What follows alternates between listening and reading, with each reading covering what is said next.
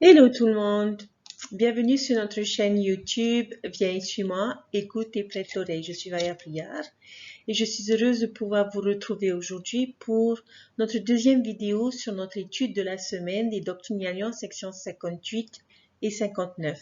Œuvrer avec zèle à une bonne cause.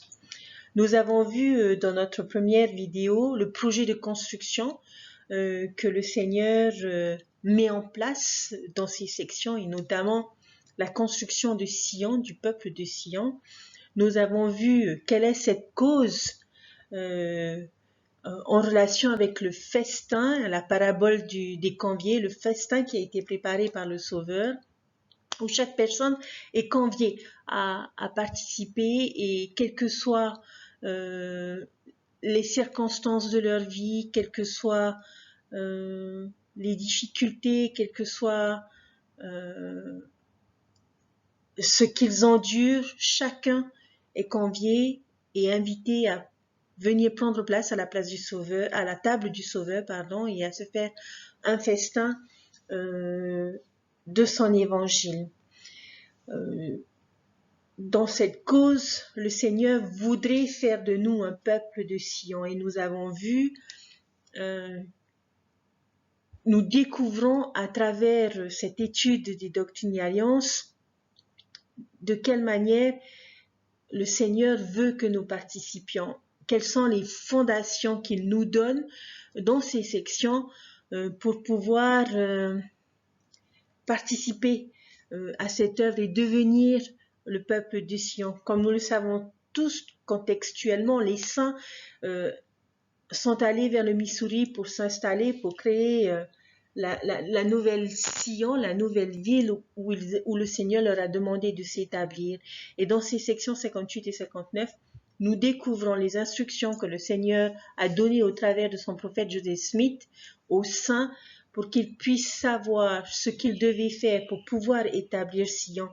Instructions qui ont été données en 1831, mais qui s'appliquent à nous également aujourd'hui, parce que cette cause pour laquelle nous devrons œuvrer avec zèle a commencé en 1830 et elle continue aujourd'hui. Nous participons tous au rassemblement d'Israël et nous avons tous une part dans ce rassemblement d'Israël. Nous avons vu les différentes briques de construction, la première étant tribulation et bénédiction, la deuxième étant les corrections du Seigneur que nous devons accepter, et la troisième brique que nous avons vue, c'est que nous devions nous engager avec zèle dans cette œuvre, en n'étant pas paresseux et en n'attendant pas que le Seigneur nous dise ce que nous devons faire. Donc nous allons continuer à voir ensemble ce projet de construction et les différentes fondations que le Seigneur donne dans les Écritures et notamment dans ces sections 58 et 59. Nous allons donc voir ensemble la quatrième brique pour pouvoir édifier Sion. Cette quatrième brique se trouve dans la section 58 des Doctrines et Alliances et notamment dans les versets 42 à 43 que j'aimerais lire assez rapidement, où il est dit: voici, celui qui s'est repenti de ses péchés est pardonné, et moi le Seigneur je ne m'en souviens plus. C'est à ceci que vous saurez si un homme se repent de ses péchés. Voici, il les confessera et les délaissera. Dans ces deux versets, le Seigneur nous enseigne deux principes importants: confesser et délaisser. Le peuple de Sion, chers frères et sœurs, doit être un peuple qui est capable de dire: je suis désolé, je reconnais que j'ai fait des erreurs.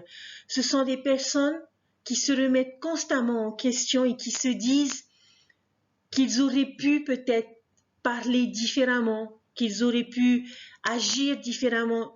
Nous sommes tous importants et c'est parfois difficile de ne pas offenser. Mais le Seigneur nous dit: c'est pas grave, confesse, délaisse, et moi, j'oublierai. Beaucoup d'entre nous pensent que aller voir son évêque est une punition lorsque nous avons péché ou lorsque nous avons fait une erreur. Mais si nous voulons sincèrement nous repentir, chers frères et sœurs, nous devons passer par cette étape.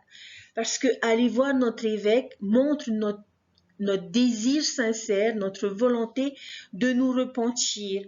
Et nos dirigeants ne sont pas là pour nous humilier, bien au contraire. Ils ont été appelés et mis à part pour pouvoir nous aider, pour pouvoir nous enseigner. Et nous ne devons pas avoir peur ou avoir honte d'aller les voir et de confesser ce que nous avons besoin de confesser à notre évêque.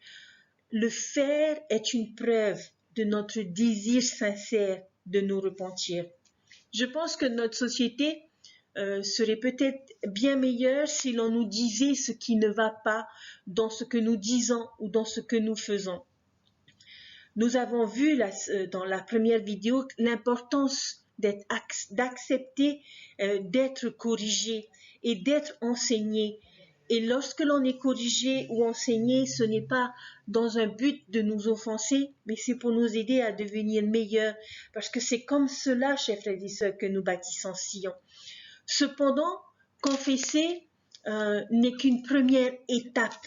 La deuxième est de nous engager à laisser nos péchés, nous engager à abandonner ces choses que nous savons être mauvaises.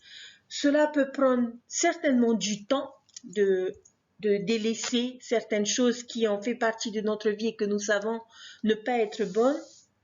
Des rechutes peuvent également arriver, mais je dirais que ce ne serait pas correct et ce ne serait pas un repentir complet si nous ne faisons que de nous confesser avec aucune intention de changer ce que nous avons besoin de changer. D'où l'importance de délaisser. Ces deux actions, chers frères et sœurs, vont de pair dans notre volonté de nous repentir. Et si ce désir est sincère, ces étapes seront respectées. Et alors, moi le Seigneur, je ne m'en souviens plus. Lors de notre dernière conférence générale, l'apôtre Elder Ulysse Suarez a dit ceci. Le don du repentir est une expression de la bonté de Dieu pour ses enfants et la démonstration de son incomparable pouvoir de nous aider à surmonter les péchés que nous commettons. C'est aussi une preuve de la patience et de la longanimité de notre Père éternel envers nos faiblesses. Le président Nelson, notre prophète bien-aimé, a dit de ce don que c'est la clé du bonheur et la paix de l'esprit. Mes chers frères et sœurs, le peuple de Sion reconnaît ses erreurs, confesse ses erreurs, accepte d'être corrigé et s'engage à ne plus recommencer. Et lorsque nous le faisons, Dieu oublie tout, même si nous avons du mal nous-mêmes à oublier ce que nous avons fait ou ce qui a été fait.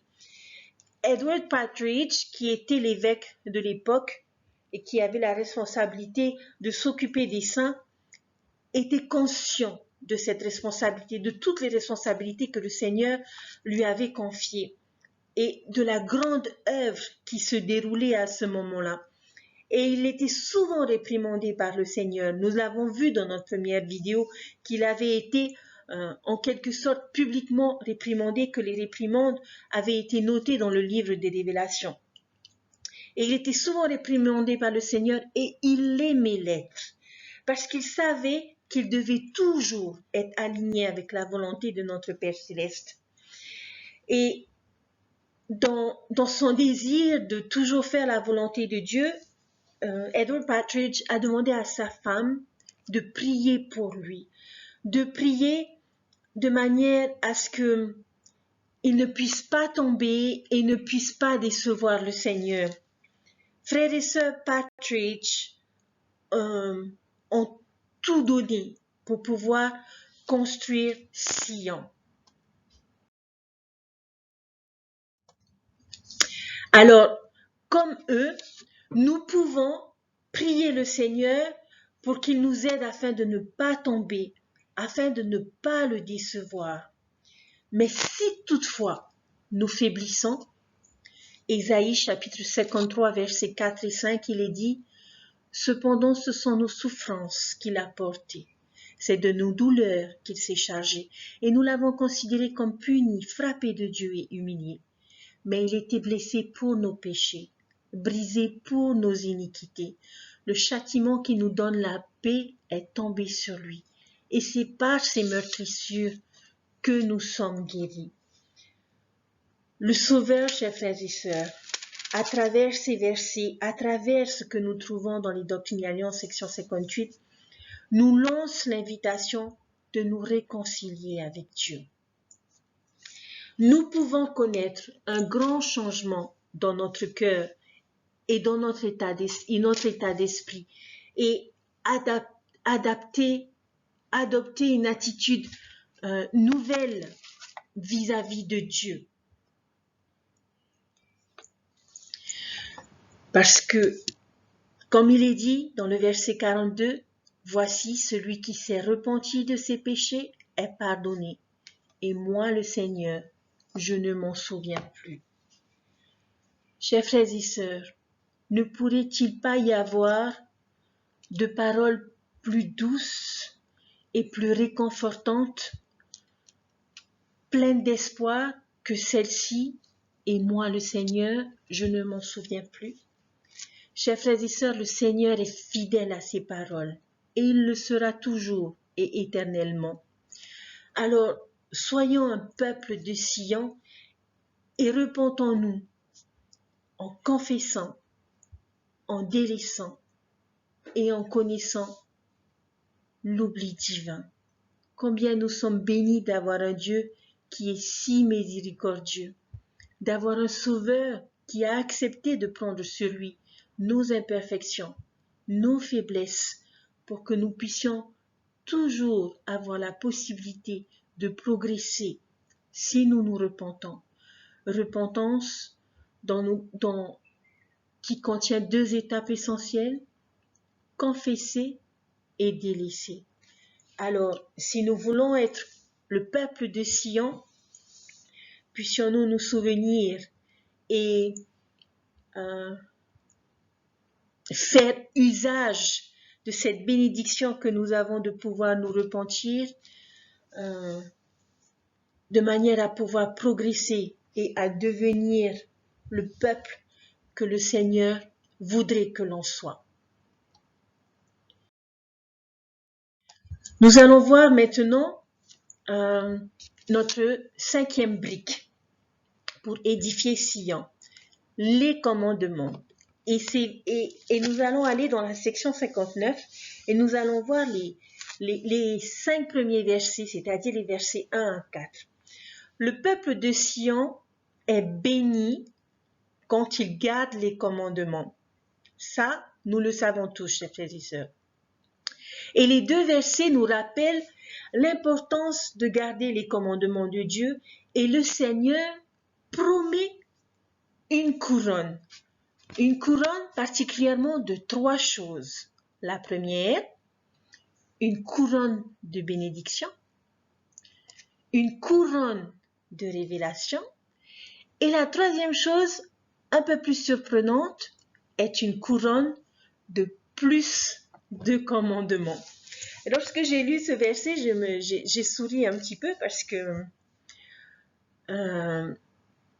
est-ce que nous voyons vraiment davantage de commandements comme une bénédiction? Darling H. Oaks, Elder Darling H. Oaks, a dit ceci. Les commandements sont des bénédictions parce que notre Père Céleste nous les a donnés dans le but de nous aider à progresser et à développer les qualités que nous devons avoir pour obtenir la vie éternelle et demeurer avec lui. En respectant ces commandements, nous nous qualifions pour ces bénédictions.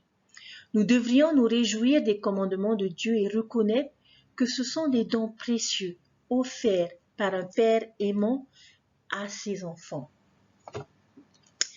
Si nous comprenons, chers frères et sœurs, les commandements tels qu'ils sont, nous pouvons les voir, les accepter et les considérer comme une bénédiction. Les commandements devraient être considérés comme des aides, comme des protections, comme des guides que le Seigneur nous donne de manière à pouvoir être guidés dans cette vie, à pouvoir être protégés. Nous pouvons atteindre et nous atteindrons une maturité spirituelle lorsque nous comprendrons que les commandements que le Seigneur nous donne ne sont pas là pour nous contraindre, mais qu'ils ne sont pas une barrière spirituelle, mais qu'ils représentent bien au contraire un bouclier, une armure, une protection pour nous. Lorsque l'on enseigne la jeunesse d'aujourd'hui et lorsqu'on entame généralement le thème des commandements, la plupart de ces jeunes estiment que les commandements forment une cage. Ils se sentent prisonniers à cause des commandements, à cause des principes, à cause des règles qu'ils pensent que l'Évangile leur impose et que ces commandements, ces principes les empêchent de soi-disant apprécier la vie. Alors, pour pouvoir répondre un peu à cette jeunesse et pour donner une autre conception de la chose, j'aimerais faire une petite analogie. Et cette analogie est celle d'un zoo. Lorsque nous allons dans un zoo, nous apprécions de pouvoir voir chaque animal qui se trouve dans ce zoo. Certains sont en liberté et d'autres, comme ces tigres et lions, sont en cage, sont derrière des barreaux ou sont derrière des vitres. Pourquoi? Parce que les responsables du zoo savent que ces animaux peuvent être dangereux pour l'homme. Et pour pouvoir apprécier ce moment, ce temps que nous passons dans un zoo, il est nécessaire de garder ces animaux dangereux dans une cage derrière des barreaux. Et je ne pense pas que lors d'une visite dans un zoo, on demande à ce que les barres de ces cages ou que les vitres de ces cages soient retirées de manière à pouvoir davantage apprécier le tigre. Je ne pense pas que l'un d'entre nous ait osé faire ce genre de demande dans un zoo. Nous apprécions de pouvoir regarder ces choses, tout comme nous apprécions la sécurité que ces barres et ces vitres nous apportent vis-à-vis de ces animaux dangereux. Pourquoi je vous parle de cette analogie, chers frères et sœurs? Parce que les commandements que le Seigneur nous donne ne nous empêchent pas d'apprécier notre visite dans cette condition mortelle. Mais les commandements sont ces barres, sont ces barreaux, sont ces vitres qui nous séparent de ce qui est dangereux. Et le Seigneur connaît l'adversaire, le Seigneur sait qui se trouve de l'autre côté de ces barres. Et c'est quelqu'un qui peut avoir la belle apparence d'un tigre, que l'on pourrait considérer comme un gros chat, mais qui a la force et la capacité d'attaquer qui il veut, au moment où il veut et où il veut. Mais si ce danger reste derrière des barres, rien ne pourra nous arriver.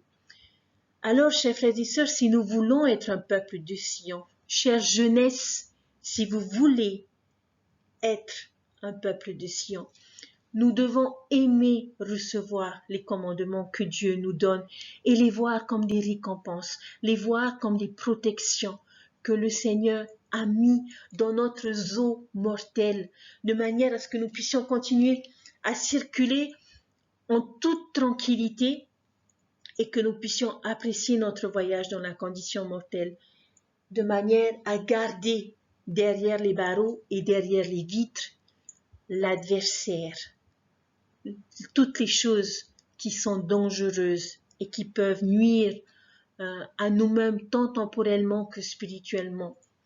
L'on connaît l'écriture qui nous dit « Si vous m'aimez, gardez mes commandements. Mais nous pouvons voir la chose différemment, chers frères et sœurs, et entendre le Seigneur nous dire, parce que je t'aime, voici mes commandements. Parce qu'il veut que nous soyons heureux. Il veut que nous profitions de la visite et les bonnes choses qu'il nous a données et que nous avons à découvrir. Il veut que notre vie soit remplie de joie et de possibilités infinies. Il veut que nous soyons en sécurité et protégés des dangers du monde. Alors soyons un peuple de Sion qui garde les commandements. Tant que nous n'irons pas au-delà de ces barrières, rien ne pourra nous arriver, chers frères et sœurs. L'adversaire se trouve derrière ces barrières et dès que nous décidons de les baisser ou de les enlever, notre visite peut arriver à sa fin et nous pouvons nous retrouver entre les griffes de l'adversaire. Alors, s'il vous plaît, ne considérons plus les commandements du Seigneur comme une cage pour nous.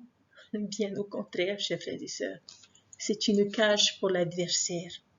Et c'est nous qui avons la clé de la cage, dans les choix que nous faisons. Le Seigneur, dans la section 59 des Doctrines et Alliances, nous rappelle l'importance de garder ses commandements, tout comme il nous rappelle les bénédictions à ceux qui le suivent et qui gardent ses commandements, les récompenses que nous pouvons trouver. Relisez ces versets, chers frères et sœurs, et puissiez-vous comprendre que les commandements du Seigneur ne sont pas là pour nous contraindre, ils sont là pour nous protéger et pour nous guider. Notre sixième brique que nous allons voir, qui est la dernière de notre étude d'aujourd'hui, est aimer Dieu et aimer notre prochain, qui sont les versets suivants, c'est-à-dire les versets 5 à 7 de la section 59 des Doctrines et Alliances. C'est ce que doit faire le peuple de Sion, chers frères et sœurs, c'est-à-dire aimer Dieu et aimer notre prochain. Il nous arrive parfois dans notre vie de ne pas comprendre pourquoi est-ce que le Seigneur semble ne pas agir dans notre vie ou dans la vie des autres personnes qui endurent beaucoup de difficultés et pourquoi certaines personnes doivent endurer toutes ces choses. Et on peut imaginer le Seigneur nous dire tu as été créé à mon image. Et toi, que fais-tu? C'est toi qui dois agir. Souvenons-nous, chers frères et sœurs, de toutes les fois où le Seigneur est intervenu dans notre vie. Et souvenons-nous de la joie que nous avons éprouvée de savoir qu'il a été là et qu'il nous a soutenus dans les pires moments de notre vie. En tant que peuple de Sion, nous devons partager cet amour autour de nous. L'amour est l'essence même de l'évangile de notre Sauveur Jésus-Christ, qui est notre modèle. Dieu n'a pas besoin que nous l'aimions, mais nous avons besoin d'aimer Dieu. Parce que ce que nous aimons détermine ce que nous recherchons. Ce que nous recherchons détermine ce que nous pensons et ce que nous faisons. Et ce que nous pensons et ce que nous faisons détermine qui nous sommes et qui nous deviendrons. L'amour est la caractéristique principale d'un disciple de notre Sauveur Jésus-Christ. Alors si nous voulons devenir le peuple de Sion, nous devons être des disciples du Christ en partageant avec notre prochain l'amour de Dieu. Chaque personne autour de nous, chers frères et sœurs, est un enfant de Dieu. Et nous participons à cette œuvre, à cette cause qui est d'inviter chacun à venir s'asseoir à la table du Sauveur et à se faire un festin de son évangile.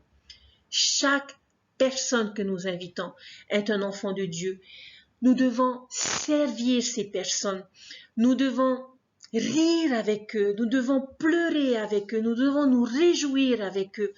Nous devons nous efforcer d'être empreints de l'amour du Christ et de compassion envers ces personnes, même si nous sommes traités méchamment, chers frères et sœurs, même s'ils se moquent de nous, même s'ils cherchent à nous détruire ou à nous nuire, nous devons les aimer et nous devons les traiter comme des enfants de notre Père Céleste. Plus notre amour pour Dieu et ses enfants deviendra profond, plus notre engagement de suivre le Christ grandira.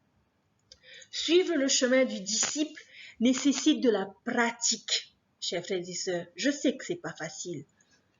Je sais que c'est pas toujours facile parce que nous ne sommes pas toujours entourés de bonnes personnes avec de bonnes intentions.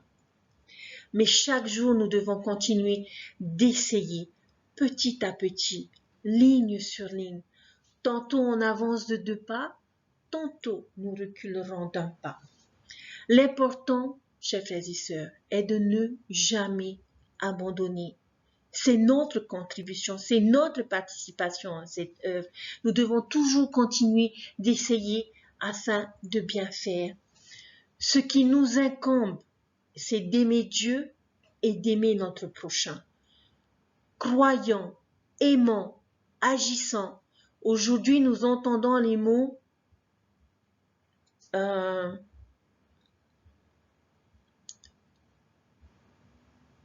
inviter, partager et aimer.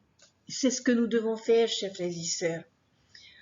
C'est comme ce que nous devons bâtir. C'est comme ça que nous devons bâtir Sion, en ayant toujours le cœur rempli de gratitude pour les différentes bénédictions que nous pouvons recevoir du Seigneur. Et comme le verset 8 nous le dit dans la section 59 des Doctrines et Alliances, cette œuvre, cet engagement à aimer Dieu et à aimer notre prochain engendre des sacrifices. Nous devons être disposés, chers frères et sœurs, à faire ces sacrifices, notamment avec un cœur brisé et un esprit contrit, pour pouvoir faire avancer l'œuvre de notre Sauveur Jésus-Christ. Nous avons tous un rôle important dans le rassemblement d'Israël et le Seigneur nous connaît et il nous aime et il nous bénira parce que cette œuvre est ordonnée de lui. C'est sur ces enseignements que nous allons nous quitter, chers frères et sœurs. Dans notre prochaine vidéo, nous allons voir un enseignement qui est, à mon avis, très important et qui a besoin d'avoir sa propre vidéo pour qu'on puisse en parler et le développer. Mais j'espère aujourd'hui, chers frères et sœurs, vous avoir fait comprendre que pour pouvoir être un peuple de Sion, nous devons apprendre à aimer Dieu, apprendre à aimer notre prochain. Nous devons aussi, chers frères et sœurs, savoir que les commandements que le Seigneur nous donne ne sont pas des barrières pour nous, mais des barrières pour l'adversaire. Et nous devons reconnaître que ces commandements que le Seigneur nous donne sont des bénédictions. Et lorsque nous aurons compris cela et que nous serons en mesure de vivre fidèlement et en accord avec ces commandements, notre vie sera juste extraordinaire et nous prendrons de la joie à découvrir des choses. Bien sûr qu'il va y avoir des difficultés. Bien sûr que nous allons probablement faire des erreurs. Mais le Seigneur, grâce au sacrifice expiatoire de son Fils, nous donne la possibilité de nous repentir. Et si nous le faisons d'un cœur sincère, en confessant et en délaissant nos péchés, le Seigneur ne se souvient de plus de rien. J'espère que vous pouvez ressentir dans ces briques que nous avons développées aujourd'hui tout l'amour et la générosité du Seigneur et du Sauveur. Être capable d'oublier nos erreurs et nos faiblesses lorsque nous nous humilions et lorsque nous nous repentons. Nous donner davantage de commandements pour pouvoir nous protéger, pour assurer notre sécurité dans notre visite dans cette condition mortelle et être capable d'aimer Dieu et d'aimer notre prochain, parce que quand nous aimons notre prochain, lorsque nous le servons, nous permettons à ces personnes de goûter à l'amour du Sauveur et à l'amour de notre Père Céleste. Puissiez-vous, chers frères et sœurs, méditer sur ces choses, prendre conscience de toute la générosité et l'amour de notre Père Céleste pour chacun d'entre nous et faire les efforts nécessaires pour devenir ce peuple de Sion.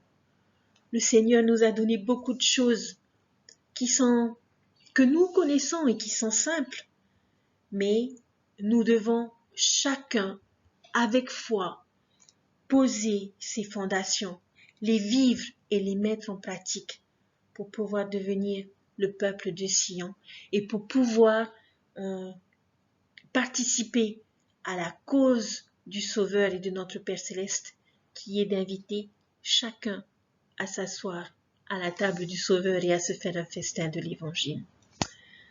Je vous invite, si vous n'avez pas encore lu vos Écritures, à les lire, chers frères et sœurs. Ne vous reposez pas uniquement sur mes vidéos.